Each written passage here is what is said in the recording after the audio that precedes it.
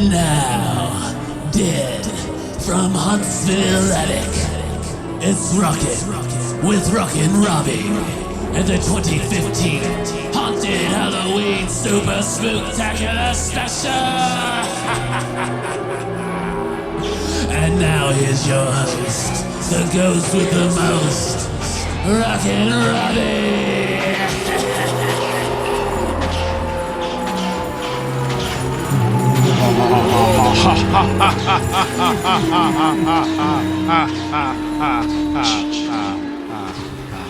Hey everybody, welcome to the return of Rockin' with Rockin Robbie here on PopCulturePhilosophers.com.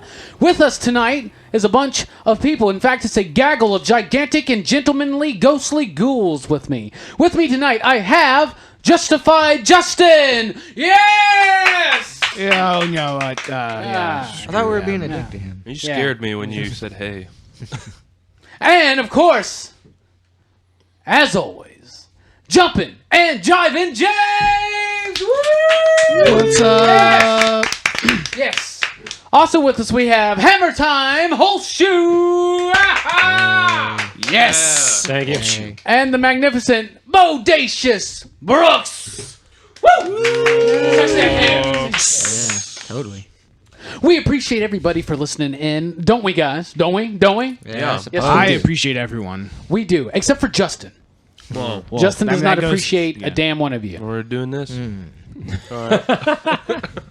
And tonight is our fourth annual, that's right, fourth annual Haunted Halloween Super Spooktacular Special!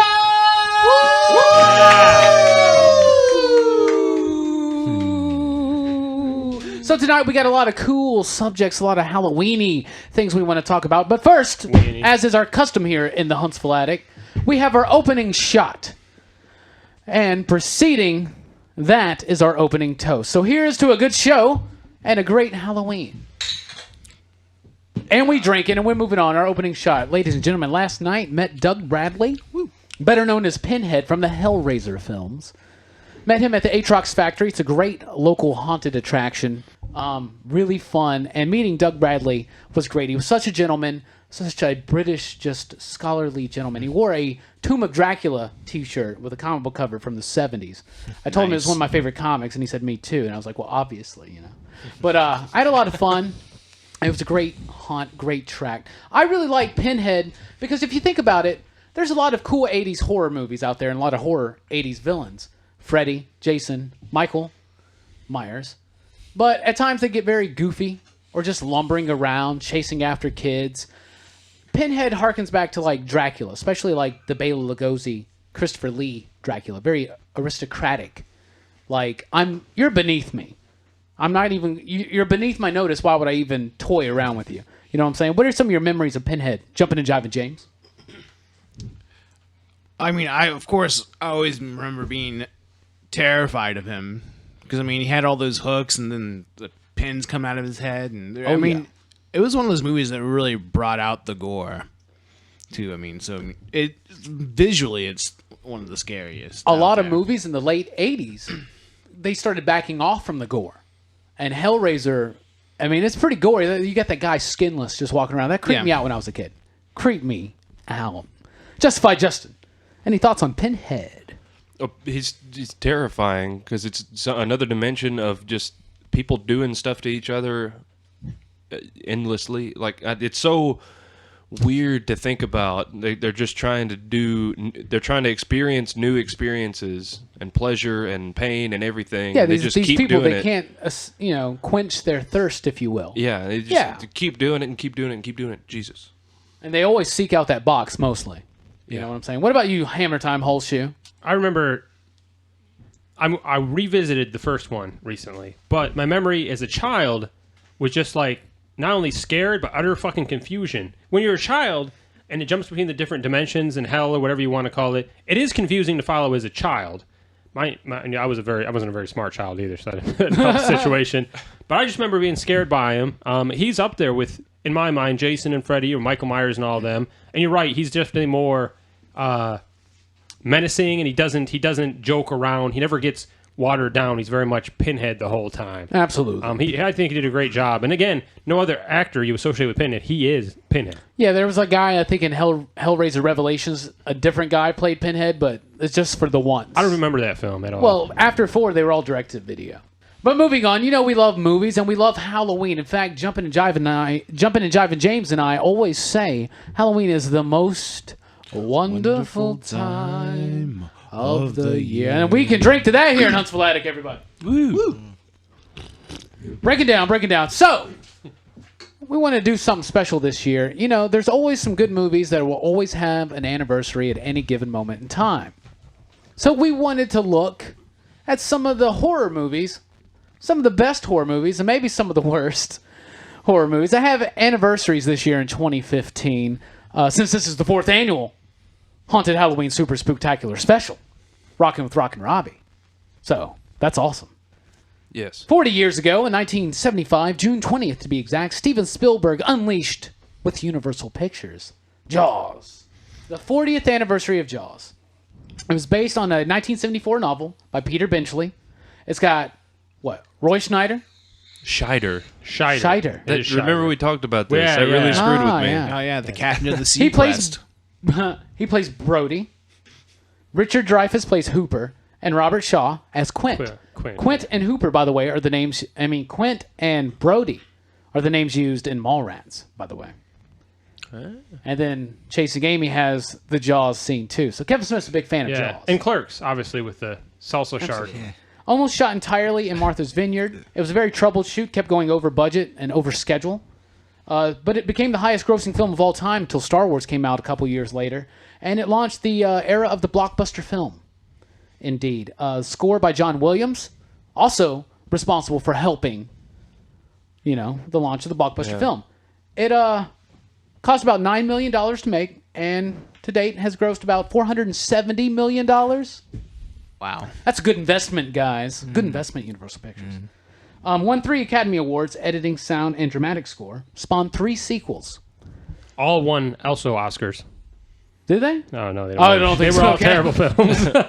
John, I know you really like the movie Jaws. We watched it just the other night, filmed a PCP movie night. I know these guys have watched it. So, tell me about it. I love Jaws. My memory of it is actually going and seeing it in the drive-in with my parents. And I actually love the film. It's definitely...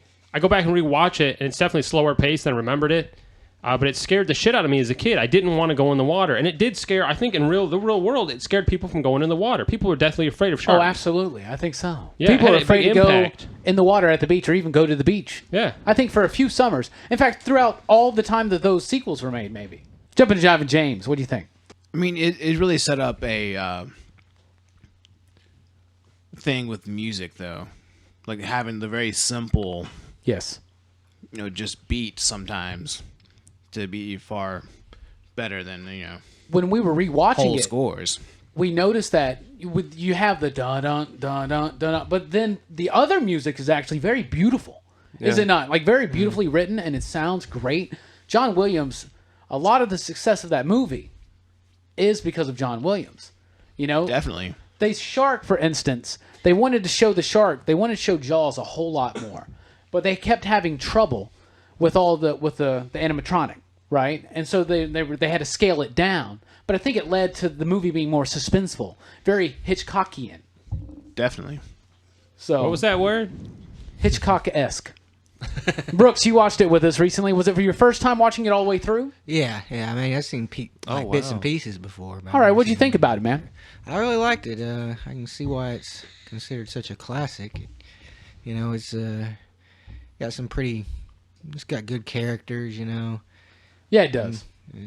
It is scary when you think about it. Like, It's way more gory than I every time remembered you it go to being. the beach, whenever you get in the water, you think, what if there's a giant shark just comes up and tears me in half? You don't want that, No, right? No, you don't. Nobody does. Good observation. What about you, Justify Justin? Man, it literally is one of the most iconic films of all time. Absolutely. That scene in the boat at night when they're drinking and telling stories and stuff, and Quint goes into the story of the Indianapolis. Oh yeah, that's a great little story. Jelani was going on and on know? about Yeah. how that story. It's Like, dark. this hits my heart, man. It just tears me apart. It's so good. And then the drinking song right as Jaws comes back. Yeah. I had a little drink about an hour ago. Yeah, no kidding. He sings that 3 times, doesn't he, in the movie? Yes. It's really good. Fantastic. So, Jaws, our hats off to you. And our drinks. Let's drink to Jaws. Woo. Woo. Well, you can't have Halloween without trick or treating. Can you? Can you not? In fact, when we were kids, was it not one of your favorite things about Halloween, guys? Of course. It's still the best part. Definitely. I mean, first off, you get to hang out at night outside, walking around and doing stuff. And getting candy. And of course, getting From candy. everybody. Because back when we were kids, it was everybody. Everybody. And on Halloween night, Yeah. right? And you went out until they quit giving out candy. Now it's like, it closes down at dark for safety. Oh, yeah. Before, you just went out until either your legs hurt or you ran out of houses. Like, people were closed up. Well, the origins of trick-or-treating kind of lie in the origins of Halloween itself. So tell me what you know about that. Halloween historian Hammertime Holshoe. It started the year he came home. Oh, wait, that's a Halloween movie. That's a different thing. One so dark it's- and stormy night. So its origins are ancient Celtic festival known as, is it Samhain? Is that how you pronounce Samhain, that? yeah. Samhain. The festival of Samhain is celebration of the end of the harvest season. So what they would do is the ancient pagans would take stock of supplies and prepare for winter, which obviously makes sense. End of October, you got to prepare for winter. And they believe that also on the October 31st, the boundaries of the worlds of the living and the dead overlapped. And so they wear masks and costumes and attempt to mimic the evil spirits and appease them. It sort of like fit in, right? Yeah. So that's what I know of it. I don't know where the candy, door-to-door candy thing came in. Well, it's funny because there's a medieval Great British tradition. And I don't mean like a Great British, but a tradition from Great Britain. Now it's a great Always American talk up the tradition. fucking So a Brits. Great British tradition, actually, called souling. And, you know, like November 2nd or something is All Saints Day or All Souls Day or something like that. And so the children would go door to door and sing songs for the dead in return for cakes. The families then would give them cakes and treats. Oh, man. Okay? Like a whole cake? That's Well, they're probably like They're little tiny cakes. Kind of like cupcakes, maybe. That's still better than some of that shit candy they give out. And so you have think it's cupcake. souling, and then you have another thing called guising, which is first recorded in 1895 in Scotland, where kids would dress up in costumes and carry around lanterns carved in turnips. There, and that's where we get our pumpkins. The jack-o'-lantern, if you will. The original jack-o'-lanterns were turnips. And a Turnip whole pie. lot Turnip smaller. pie isn't nearly as good. First North American mention of guising or trick-or-treating, it was in, 1911, I believe that was our northern neighbors in Ontario. Ontario. Canadians, eh? Yes, and it became prevalent in America in the 1920s and basically was an attempt because Halloween got associated with just because of what it was, and it was a bad day and the church was against it. People would go out and cause lots of mischief. That's, you know, all the mischief night stuff, egging and pulling pranks. And so it basically TPing became a way things. to organize the event and basically bribe children into not terrorizing the neighborhood on this weekend. Right? I'm all about this. I mean, I love trick-or-treating. What are some of your favorite memories about trick-or-treating, Jumping, and Jivin James? Oh man, it's probably a year that I got an entire pillowcase full of candy. Nice. You know, you always think, yeah, you gotta take the biggest bag you can, so you grab your pillowcase. You really hit it up that night. I did, Yeah. especially if you get a chance to hit up some of the richer neighborhoods and you get the whole candy bars. Oh, I love it when the parents would coordinate to go to the richer neighborhoods. And I remember one year, and let's just say this is probably one of my favorites then, but I went out at 3 costumes that year. I had a Jason mask, and I went out trick-or-treating. I took the Jason mask off, put on some Groucho Marx glasses, and the nose and the mustache, went out to the same houses that trick-or-treated again, and put on a fucking Wolfman mask, and went out trick-or-treated again. Wow, you both got a treat and you tricked people. Yes, That is absolutely. the I very tricked and meaning treat. of- I own trick-or-treating that year. yeah, that's He only went to the one house, but pro. he went there 3 times. But they totally fell for it. Bodacious Brooks, what are some of your favorite trick-or-treating memories? Oh, there's not one really that sticks out. All I remember is going out, getting the costume, getting the candy, coming home, and Did you ever have one of candy. those plastic trash bag costumes with the cheap mask? Oh, we all did. I'm pretty sure most of them were Transformers. Yeah. I think I had a Batman one. I one remember year. those. Yeah. But just going out, you love it so much, trick or treating. Yeah, man. The worst, the least favorite moment everybody has is the year that people were like, "You're too old to be doing this shit." Yeah. If I give you this candy, we get off my lawn. Right. Hammertime Holshoe, trick or treating. What do you got? I don't have a specific memory. I mean, many, but they were not very. Probably the same thing we all had was going to the nicer neighborhoods, especially the neighborhoods that were clumped together. We lived out in the woods, and so it was like a mile to the next house. So we go to neighborhoods where it was closer. My mom would stalk us in the minivan as we walked house to house to make sure we weren't kidnapped or razor blades in the apple thing.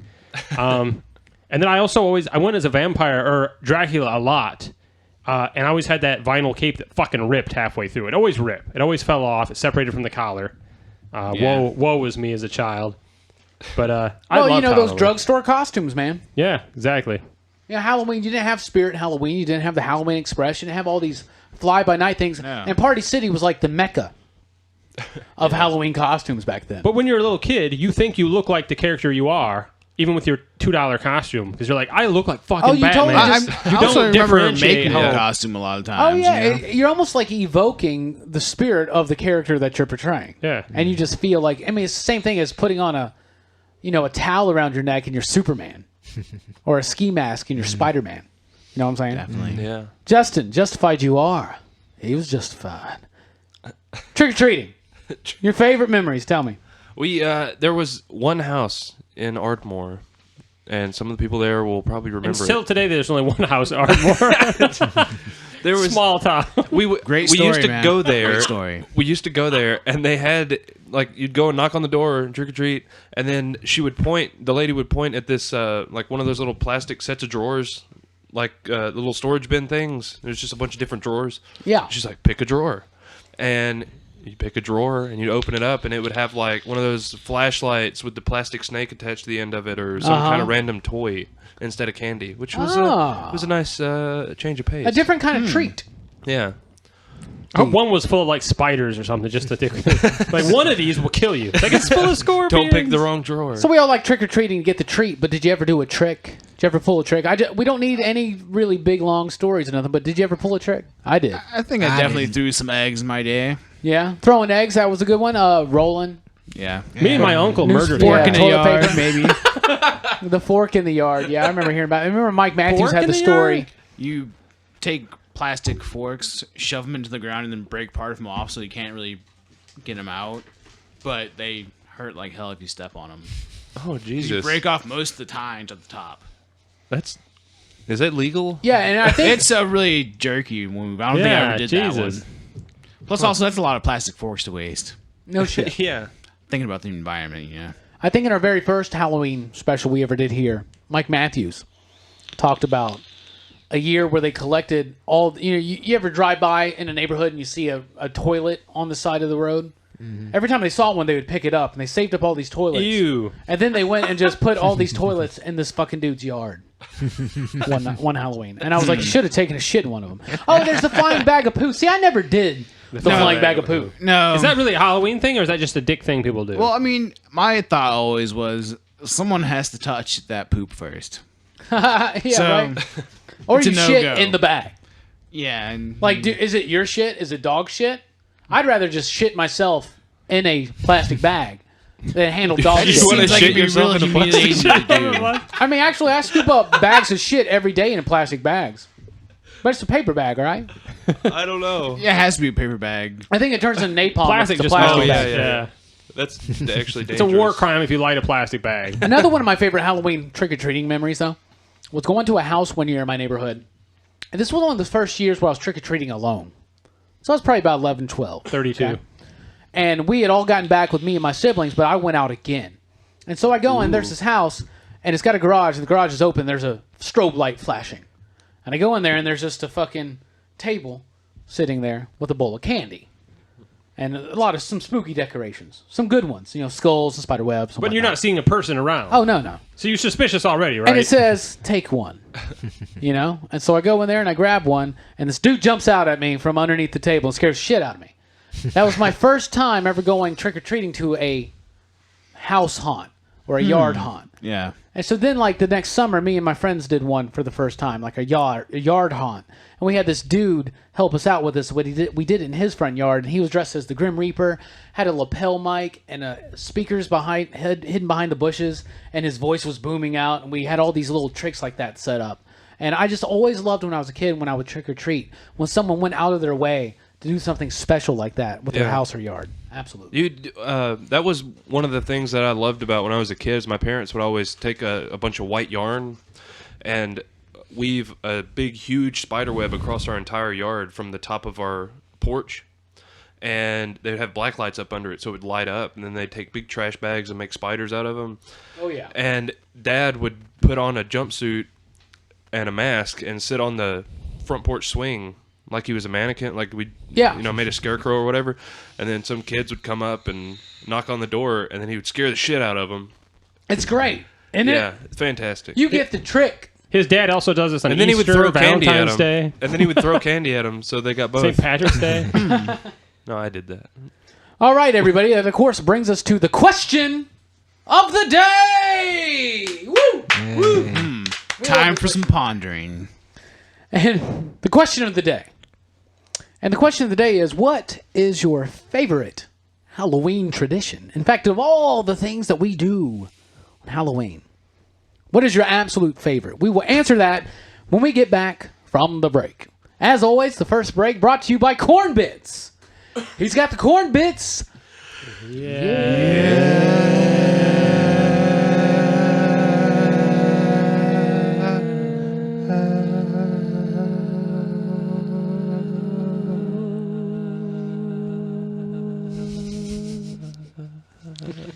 This motherfucker. Yeah. He's got the corn bits, yeah. He's got the corn bits, yeah. He's got the corn bits, yeah. Getting the corn bits. He's got the corn bits, yeah. He got the corn bits, yeah. He's got the corn bits, yeah. We're getting the corn bits. He's got the corn bits. Yeah. Who couldn't use more corn in their diet? Try our crisp and refreshing cereal, Corn Bits. They taste delicious and they're fun to play with. Hey kids, be sure to ask Mommy and Daddy to grab a box of a brand new spooky Halloween flavor, Candy Corn Bits. Sugary sweet and corn-tastic as well. Remember kiddies, that's Candy Corn Bits cereal. Available only for a limited time at your local grocery.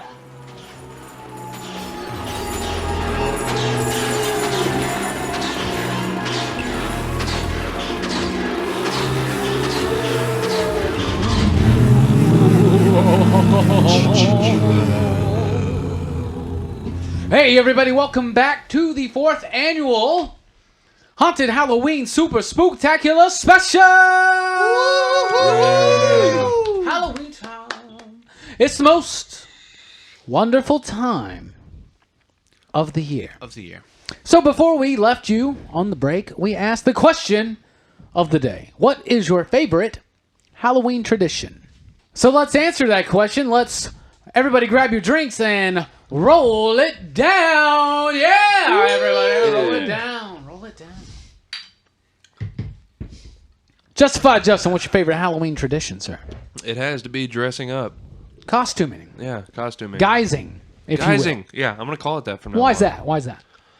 I don't know. It's just cool to be somebody else for a little while. But you're always Tony Stark. It's true. I think that's true. The last yeah. few years, but not when I was a kid. I was Dracula and I was a ghost. Or Nice, yeah. I like Played the by variety Tony of picking Stark. someone different every year. Yeah. So here's the question. What are you going to be this year? Me? Yeah. Probably Tony Stark. All right. Nice. Jumpin and Jivin James' favorite Halloween tradition, sir. I'd have to say it's getting scared, either by watching a movie or going to a haunted house, you know? Ooh, getting scared. Getting in that spooky mood. Yeah. Absolutely. What's your favorite way to do that? Movie, haunted house? It's usually a movie, you know? All right. What's your favorite Halloween, like movie, horror movie, scary movie to watch on Halloween? Get you in that scary mood. What movie scares you? I'd have to say, actually, it is Halloween. Halloween. That's a great movie to watch on Halloween. Bodacious Brooks, favorite Halloween tradition? I like the TV specials and the movies, you know, that come on Yeah. Halloween, like, you know, like The Great Pumpkin, Charlie Brown. Yeah, absolutely. Always a good Nightmare tradition. Before Christmas and such. Yeah, you know, especially Like those like movies you can only watch like during that certain window of time. and especially when we were kids before the advent of the home video and all that stuff, Yeah. really, where it was a rarity. And you were excited every year to see that pop up on television. Absolutely. What about you, Hammertime Holshoe?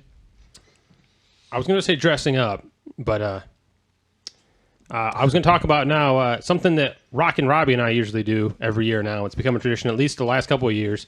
Horror Fest, man. We watch as many horror films as we can. We watch horror films all the time anyway, but it seems lately as Horror Fest is coming up or Halloween's coming up, we try to squeeze in as many Halloween movies out of classics as possible. and But I Horror love Fest, Halloween films. Horror Fest started probably Horror about films. what 5, 6, 8, 9 years ago. Whoa. Yeah, Horrorfest is getting up there. Yeah. We're gonna do something special for. We're gonna do something for 10. special for 10. Yeah, James and I created Horror Fest, and if we think we watch a lot of horror movies now, we're like averaging like 1 or 2 a week. We did like 2 or 3 a night, Yeah, 7 nights a week. I We watch a really lot had more- nothing else to yeah, do, I though, watch at a the lot time. more without you. Unfortunately, we can't always schedule time to watch a horror film, but I watch. But I yeah, watch a watching lot of horror horror movies, films man. anyway. But One of my favorite things is to do something spooky. You know, like James said, get yourself in that mood, get creeped out, get spooked out. So my favorite thing is to go to an actual haunted house or a haunted place, supposedly, like Dead Children's Playground or something like that. Or go to a haunted attraction, like I went to Aatrox Factory and met Doug Bradley, Pinhead. So I like doing that. I like getting spooked out. Well, guys, now it's time to get to the elusive mystery. That's right, the elusive, mysterious candy corn. you can't trust it. I just want to say that I don't think it's a very scary Candy, candy. Yeah, it's not the most intimidating candy. Well, I mean, if you have a whole bunch of them, it's like like vampire teeth and stuff. That's true. So, Oh yeah, did you ever It's do all, that? You ever stick them relies like on shove you. them on top of your teeth and make Yeah, absolutely. fangs?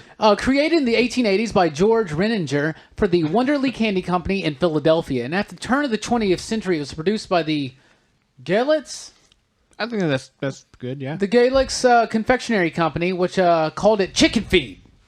Chicken Feed. It was It candy does look chicken like feed. chicken feed. For some reason, yeah. It sounds is, yeah. When you think about it. That company is, of course, now the Jelly Belly Candy Company. It's mostly made from sugar, corn syrup, so it's got corn in it. Like confectionery wax, coloring, and binding elements. James, what can you tell me about how candy corn is made? Well, basically, they make that all into a slurry in a melting pot, and then they pour it into these specialty trays. They're the same size and shape, Yeah. and they just layer the colors in one at a time, and then it sets. And each tray is lined with a little bit of cornstarch, so it won't stick to it. Okay. So more corn. Yeah. So then they just basically let them set, get hard, and they dump the trays out, and you have all Yeah, the they layer things. the colors, and it's all just like sugar flavor. Oh yeah, It doesn't taste like there's corn. a little bit of vanilla in there somewhere, and a bunch of sugar, multiple kinds of sugar. It's crazy. It's estimated that 25 million pounds of candy corn is sold annually. That's crazy. I wonder how much of that actually gets consumed. Right? It's a very polarizing candy. You really like it or you hate it. A lot of people profess to hate it. It's kind of like the fruitcake of Halloween. Justified Justin, what do you think about candy corn? I used to hate it when I was a kid because it was literally everywhere. It seems like every year when I was a kid, like a really little kid, like I would go out and you'd get these little really, really cheap plastic bags full of candy corn. And for whatever reason, they would explode in the bag with all everything else. So you'd get home, and I would dump the stuff out on the kitchen table, and there would be like a bunch of candy bars, and then candy corn just everywhere. Just loose candy corn. Yeah. Like they say, not don't safe trust at candy all. that's not... Yeah, exactly. Don't trust candy that's Loose not... candy. You can't do that. That's But, terrible. it's all right terrible. now. I like Yeah? it. We're cool. I always find candy corn is that thing that, like, people say, oh, I don't like it, but if we have a bowl sitting in front of us, we all eat it, like we are right Yeah. now. Exactly. But we got some different types of candy corn here. But Bodacious Brooks, what do you think about candy corn? I like it. I mean, I didn't particularly love it. I didn't hate it either. It's just kind of like... you're really selling it up, Brooks. It's sugar. It's candy. It was there. I'd eat it. It's corn. All right, Jumpin' and Jivin' James, you got the candy corn teeth in right now if you're watching the video on YouTube. What do you think about candy corn? Very spooky. I mean, like he said, younger, I really hated them, because they just weren't, candy bars and stuff. They're not Right. bad.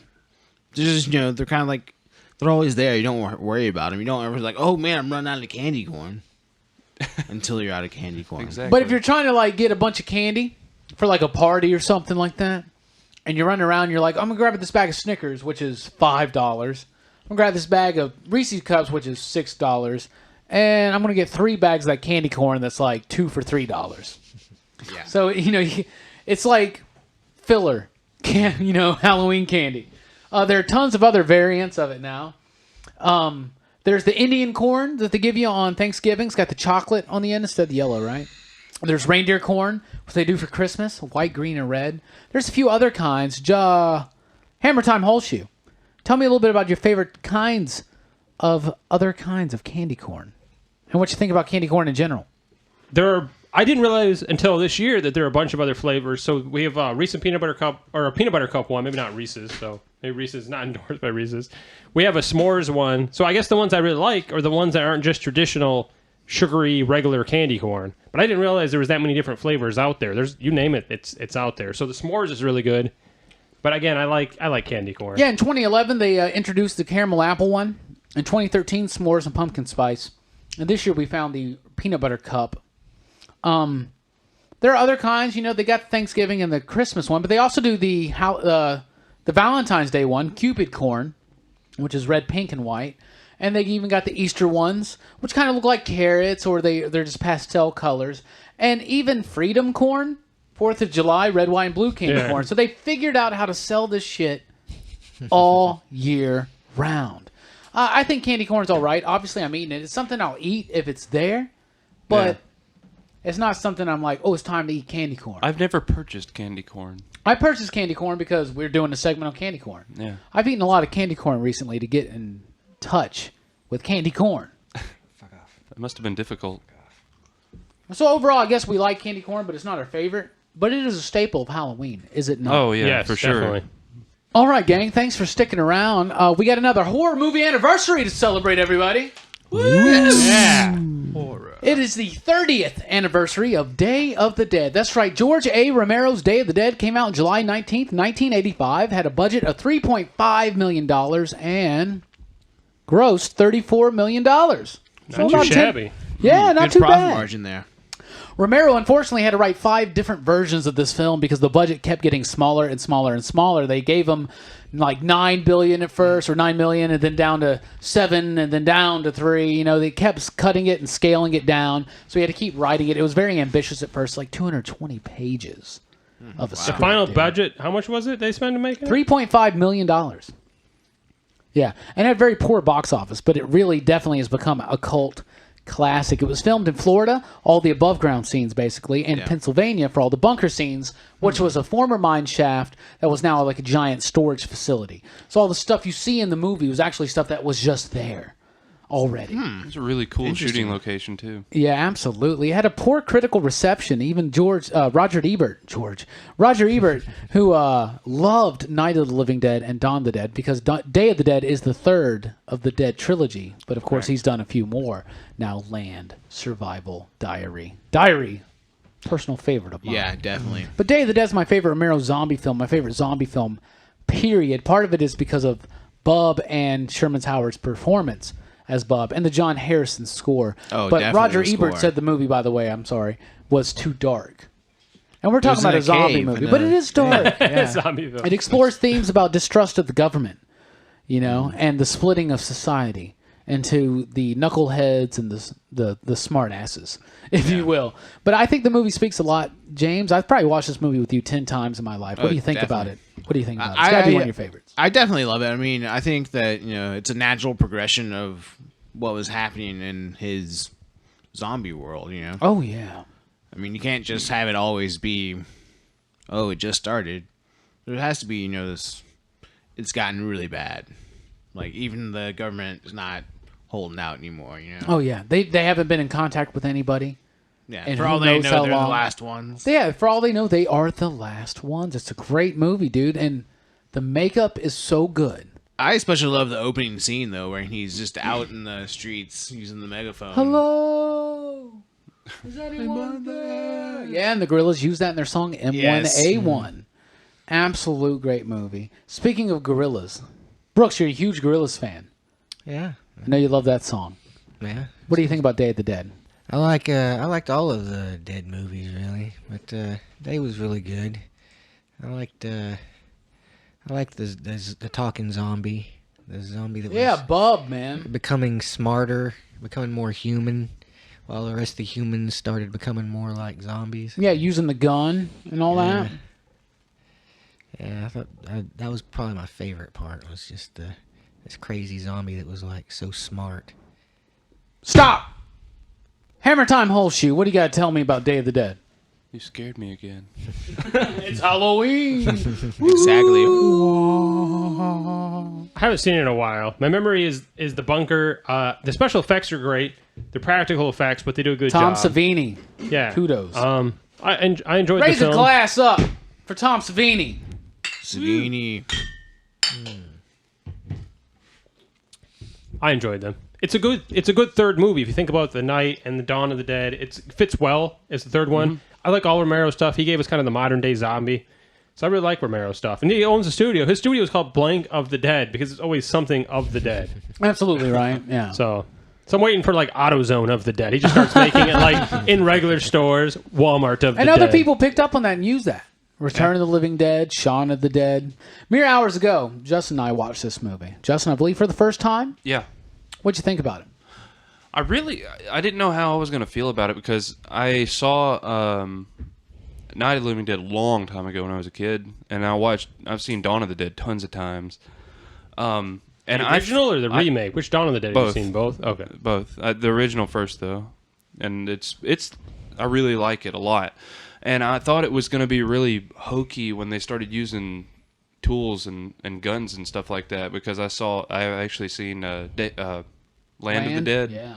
which was kind of weird for me with them using tools and weapons. But Day of the Dead kind of put it together and it made it make a little more sense.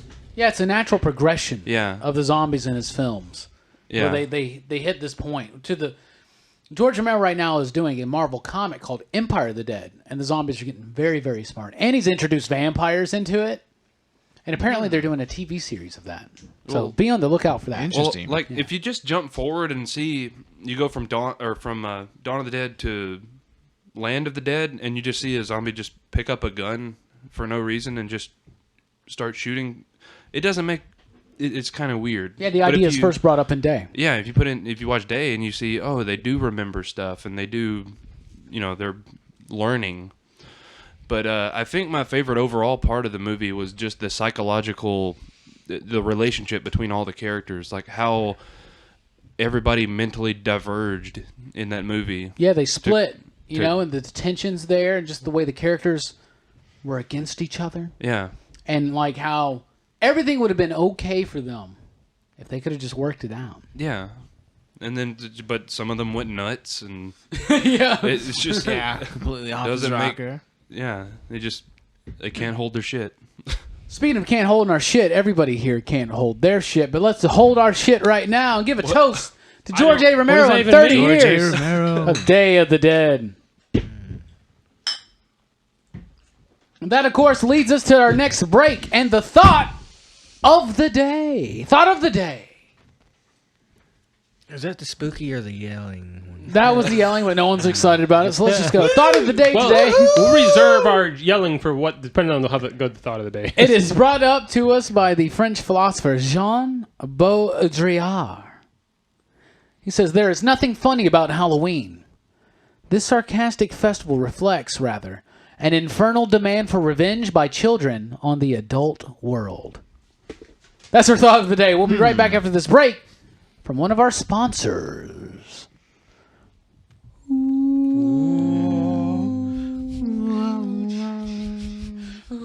Boo.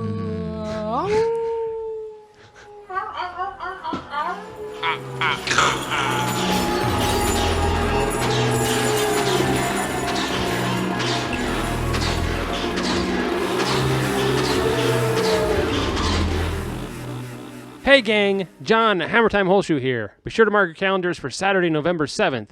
for a great free show at Voodoo Lounge in glorious downtown Huntsville. Some great bands performing that night include Random Conflict, Biggie vs. Tupac, Property, and our good friends Lethal Stuff. Show starts at 9 p.m. at the Voodoo Lounge on the square in downtown Huntsville. Also, some of the pop culture philosophers will be there in person, including Rockin Robbie Billups. So don't be a square. In fact, be a circle and check out this great show. November 7th, 9 p.m. 21 and up, no cover. It's free. Hey everybody, Rockin Robbie here. I want to talk to you a little bit about a local production company called iByte Films. That's IBYTE Films. It is the collaborative effort between Alex M. Gibson and RJ Ortiz to produce intriguing short, bite-sized films with a bite to them. They just premiered their second short film, Stripped, at the 11th Annual Rocket City Short Film Festival, along with their first film, Stranger in My Mirror. Stranger in My Mirror earned the second spot for the judges' favorite. They have two very exciting projects in the works. Match will begin shooting in January, a short horror film that will hopefully scare the wits out of you. In March, they plan on shooting a more ambitious project, Till the Light Dies, a horror drama with a powerful message about life and regret. You can follow them on Facebook at facebook.com/iByteFilms. Once again, that's IBYTE Films. They also have a YouTube channel where you can view both of their films, and they also have an Instagram and a Twitter page. So, be sure to check out iByte Films, that's IBYTE Films, on Facebook, Twitter, Instagram, and YouTube.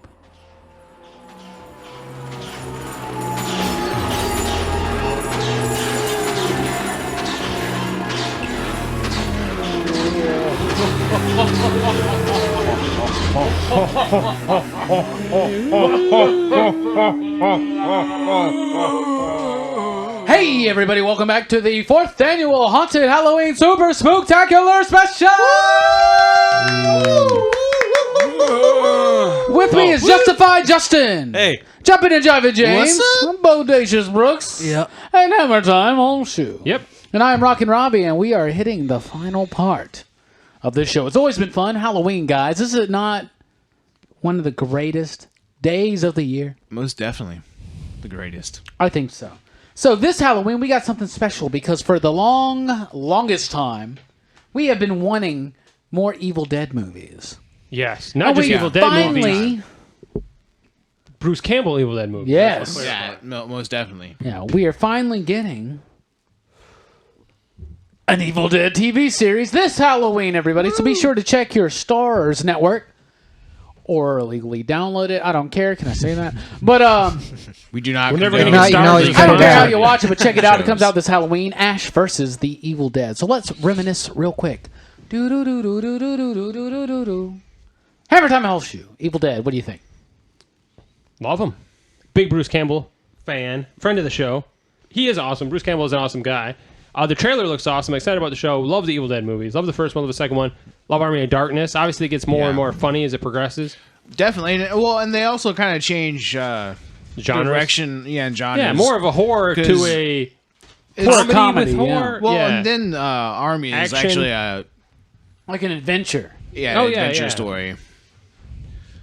So yeah, Jumpin and super Jivin James, what do excited you about think the new about? show. Yeah, really? I love that it is the continuation. It's like he's a lot older now, and he's still no longer working at S-Mart, but what, Value Mart? Yeah, he's still wondered about working that. at the box store selling stuff, and it comes back around. He's time for him to start saving people again. You know, I love that movie, those movies. When I was a kid, I think Army of Darkness might have been the first one I saw. Dude, But I love all yeah, three of those movies. I buy them all the time. I watch them all the time. Love them. Yeah, Bodacious they're awesome. Brooks, Evil Dead. What do you think about the movies? I like the first two. All right. The third one I really like though. You love Army of Army of Darkness. Darkness. Yeah, Army of Darkness was my favorite because in the first two, Bruce Campbell's character he's kind of goofy. He's kind of scared. He He is a coward in all the movies until the end of Army of He's Darkness. just trying to survive, but in the third one, he actually does something somewhat. Yeah, it's a true, takes him 3 movies to become the hero. Yeah. He had to go on his quest. Absolutely. The hero's journey, if you will. Justified Justin. Evil Dead. You excited for the new series? Of What do you course. what do you think about the original series? The original series of films. Yes. That's what we've been talking about. I mean, are you hearing it? Yeah, maybe you should pay attention to the show. Sometimes. Okay. I switched our minds while you weren't looking. I loved the second one. The second one's my favorite. Evil Dead 2, Dead by Dawn. Because Dead by Dawn. it has the absurdity and the horror, but it just it gets so psychedelic almost. Evil like Dead 2 is my trippy. favorite too. I would go ahead and say. Yeah, Yeah. it's like you feel what he's feeling because it's like turning his world upside down, and just you feel like you're going crazy watching the movie. Yeah, when he's sitting there like dancing with everything in the room and the lamp. Yeah, singing and the deer on the wall. Giggling at him Yeah. and laughing. And It's so much blood. You know, the first movie is cool and it's good, but like, I think they were taking themselves too seriously. It got a little goofy. I mean, it's cool and all, and I like it, but 2 is where it's at. And of course, Yeah. Army of Darkness is just funny as hell. Plus, they pretty much remade. They redid the entire first movie in the first 20 minutes of Evil Dead 2. So Yeah. you get both in one. I mean, you could just start with Evil Dead 2, and I think that was their intention. Yeah. Really. Yeah. What happened? They lost the rights somehow to some kind of something. no, I think they just really wanted to make sure people knew that this was indeed the sequel. Okay. Yeah, and a lot of people, there was always And I this think they changed contention. one actress, I think. Yeah, and there was Yeah. well, Linda, is that his girlfriend's name? Yeah. Yeah. It's a different actress in each film. Yeah. Absolutely. I think they understood that a lot of people hadn't seen Evil Dead. So they did Evil Dead 2. But back in the 80s, and the VHS rental, I mean, that was their whole thing was the VHS. Yeah, man, That's and- where they grew. I mean, there was the whole. you would watch a horror sequel scene to in a the horror 80s, movie yeah. without watching. Nowadays, everybody's like, well, let me get on Netflix and see if all of them are on there so I can watch all of them in sequence. But back That then, box art, man. That yeah, fucking box the art. skull. Yeah. Yeah, Evil Dead 2 is great. Army of Darkness is great. I think the new series is going to have a lot of that, a kind of a mixture of both, but definitely Yeah. more of the adventure. You know, I really like that there's some young kids coming up, and he's the elder now. I'm just so Yeah. glad that they're finally doing it. Yeah. Yes. And I'm and excited the one to line, see it. the jokes, just the thing with when he puts the cross, he buries. They were Jewish. What's her name? Yeah. Did you know she was Jewish? And it's like it's Could've told me that redoing the before I whole made the scene cross. because he like buries 2 or 3 different people. Like in every movie, he buries somebody and puts the cross Yeah. down. And then he does it again in the Oh, I trailer love for all the the series. repeated scenes. You know, the groovy. Yeah. Groovy. All Yeah, the the throwbacks. chainsaw hand, which that's Evil Dead 2. Yeah. I mean, he has it in Army of Darkness, but he gets rid of it pretty quickly. But the chainsaw hand, I mean, it's iconic Ash. And it's crazy that Ash has placed himself above even a Van Helsing type character, as even being able to stand up there as iconic as Jigsaw, Chucky, Ghostface, Freddy, Michael, Jason, and Pinhead. Yeah. And Ash is at that level, and he's the hero. Yeah. And I think that's awesome. And kudos off, because I'm really excited about the show. We all going to watch it, right? So Most holla definitely. if you Yeah. feel me. Yes. Yes. Evil Dead. I'm excited. And every year, we know you guys like Halloween parties. It's something we all love is Halloween parties. Do we not? Do we not? If you like Halloween parties, holler, holler, and drinky drink. We like parties in general, don't we? I mean, We like- Yeah, we like parties. If you I know for a fact Especially you don't like Halloween them. parties. But Yeah. Halloween has candy. yeah. Yeah. What shitty parties are you going to that don't have candy? And liquored libations. Speaking of liquored libations, Justify Justin, give us some party tips. You know, people got some parties coming up. They want to do something to make it extra spooky and special. Give them some ideas, homie. Well, Besides there's the having candy corn. well, I mean that's it. I took your Definitely number have one. a bowl of candy corn bits, though. Yeah. Yeah. The same. I give this same tip out every year, but you should totally make the spider web in the front yard off the porch like my parents did when I was a kid. That's like my favorite thing that I have never seen anywhere else. Yeah, we're over that. Move on. Yeah. Aren't you okay. afraid Something of new, man, something new. attracting like 10-foot Not only spiders do you to your mention that house? every year, you mentioned it earlier tonight. So I know, but you should do that. it's that important. If you don't do it, Justin's going to show up and find you. It's to ward off the giant spider because it thinks someone's already put a web there. The giant spider that Exactly. Justin has unleashed upon the Tennessee Valley. Somebody needs to do the half fly dude from the original Fly. Help me! Help me! Anyway, next party tip. You got your punch bowl, right? Okay. Dump that shit out. Fill it full of liquor. God damn it, John. You ruined it. Is that it? That was it. No. You got to keep it cool, right? So what you do is you take some latex gloves, fill them full of water, freeze them, use those as ice hand cubes. Oh, nice. That's a cool idea. I like that. Throw them That's in spooky. the bowl. There'll be hands floating around. You can even like makes spheres. They're And kind of some like eyeballs, but eyeballs, you, I mean, yeah. it's ice, so you won't see the.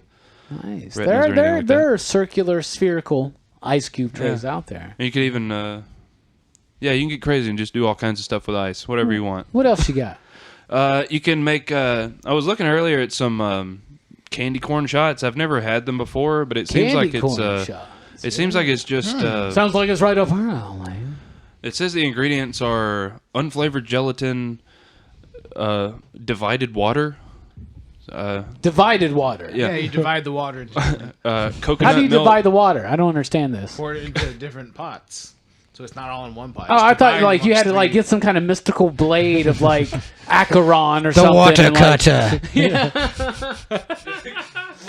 Tis the only blade that will work. The only blade to make candy corn. Well, thank you, Justified Justin, for those awesome Halloween party tips. In fact, everybody give Justin a root of applause. Yeah. Let's not do that. Yeah, that was I kind of hate shitty. you. Yeah. Those Who's are going to all- do a candy Happy corn It's fucking shot? mutual, Halloween. dude. It's mutual. You'll be lucky if it makes it in the podcast. Now it's time for another horror movie anniversary. One of the greatest fucking horror films of all time. It's the What is it? 20th anniversary of Halloween 6. Oh, never mind. I was thinking of wow. a different film. Never mind. Okay. The Curse of Michael Myers came out September 29th, Curse. 1995. Budget of $5 million and grossed $15 million. I mean, you know, Hey. they didn't lose money, right? Yeah, they made 10. Everybody talks like how shit that was. 10 fucking. The things I would do for $10 million. Well, granted, it opened the same day as 7. Yeah, that's not really Oh, that gonna was work big out so competition. well. It was directed by Joe Chappelle, and the plot focuses on the Curse of Thorn, which is the mystical symbol that they would discover on Michael Myers' arm in Part 5, The Revenge of Michael Myers, if you remember. Paul Rudd is in it, Donald Pleasance is in it, and his final performance is Dr. Loomis. Dr. Loomis. It was actually meant to connect parts 1 and 2 to 4 and 5 because they were kind of disconnected a little bit, so they wanted to connect the two of them together. So Paul Rudd played Tommy, the kid from the first film. They had a different actress play Jamie, the girl from part 4 and 5. In fact, what's funny, because this movie had such a poor critical reception that when they rebooted the franchise like 3 years later with H2O, they just left it all out. Yeah. But there's a Chaos comic book series, apparently, that bridges parts, all of it, to H2O. So that's kind of interesting because they just left out the Curse of Thorn thing in the movie. Well, it did seem kind of thrown in there, you know. Oh, yeah, well, apparently they had a lot of, like, intent when they introduced it in Part 5. Miramax got control of it, and they wanted to kind of bridge the movies together, and they took on this curse thing. But even during filming of it, the original test audience hated it, so they changed the ending, kind of dropped the whole thing, lost it. A lot of people think they lost the plot, but a lot of people really like this movie. So anybody got any thoughts about this movie? Jumpin' to Jivin Jane. I mean, I kind of do still enjoy it, though, because it kind of, you know, gives you some kind of connection to all the movies to make it all kind of go together and make sense. But it's kind of a tough task when it's a set of films that are so not Yeah, so many attached. different voices are shaping Yeah. this story, and it goes all kinds of weird, wild places. Yeah. You could have still connected those sets of movies with Paul Rudd playing that character and Jamie playing that character without the bullshit curse whole. Yeah, you could. You could have done without that whole thing. Because and I want to point out, he kills that entire cult Yeah. in the end of the yeah, and the theatrical cut. theatrical is much better anyway. The producer's cut. Yeah, the producer's cut the finally end came out is this just year. terrible. And yeah, it's kind of bad. I know people wanted it. As collectors, I understand wanting having that version of the film, but don't watch that version. Sounds of pretty the film. horrible. It's a pretty bad movie, but I think a lot of the part 6s jump the shark, if you will. Yeah, kind of. I mean, part of his mystique is not being explained. I think that's what they've ruined Yeah. with the newer ones. Like, Yeah, you the Rob know Zombie too one, much yeah. about him. You're not as scared of him. He's like, oh, I feel bad for him. He was abused. I do and like whatever. Paul Rudd as Tommy, and of Yeah. course Dr. Loomis is always Yeah. fantastic. And then the producer's cut throws in that weird thing where Jamie's baby is the incestuous child of Michael and her, and just weird. And now Dr. weird Loomis stuff. is going to carry on and pick the next child. Yeah, but the ending- next child's the original ending kid is that that- lived here or whatever. I Yeah, don't the fucking original know. ending is that Dr. Loomis gets that curse tattoo. Now he's going to have to find a child Wait, to so carry on the curse I don't of Michael understand why the Myers. younger doctor picked a much older doctor to carry on. Yeah, Wouldn't well, pick if you somebody haven't seen younger the as your movie, the whole predecessor? thing is that this Curse of Thorn thing, it's a like Celtic, evil pagan cult, if you will, that is basically controlling Mike Myers to make human sacrifices to the gods of Samhain. I also thought that Curse of Thorn was the third Land Before Time movie. So there was some confusion there. Another fun fact about this movie is that it is the lowest Halloween movie on Rotten Tomato. Lowest rated Halloween movie. It sounds like it. Yeah, I mean, It's even lower than 3. yes. But Season of even the Witch, have though, Michael Myers. I think Season of the Witch holds up. So this is the worst one with Michael Myers, we should specify. So we talked a lot about things tonight, a lot of fun, super awesome stuff. I really appreciate you all listening to the 4th annual Rockin' with Rockin' Robbie Haunted Halloween Super Spooktacular special. I appreciate all my guests for being here with us. We all love being here with you. That's right. Jumpin' and Jivin' James. What's the final thought about Halloween? Let's get scary. Hammertime Holshoe. Don't pee in the bobbin for apples container. Bodacious Brooks.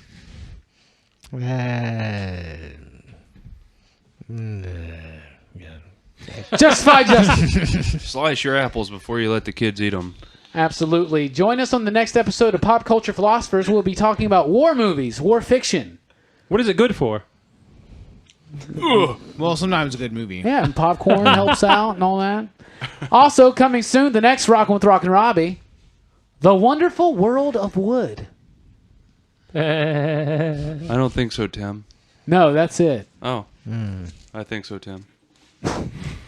We appreciate you joining us in Huntsville Attic, and have a safe and happy Halloween, and get spooky. Thanks for rocking with us, everybody. Woo! Yeah. See you guys soon.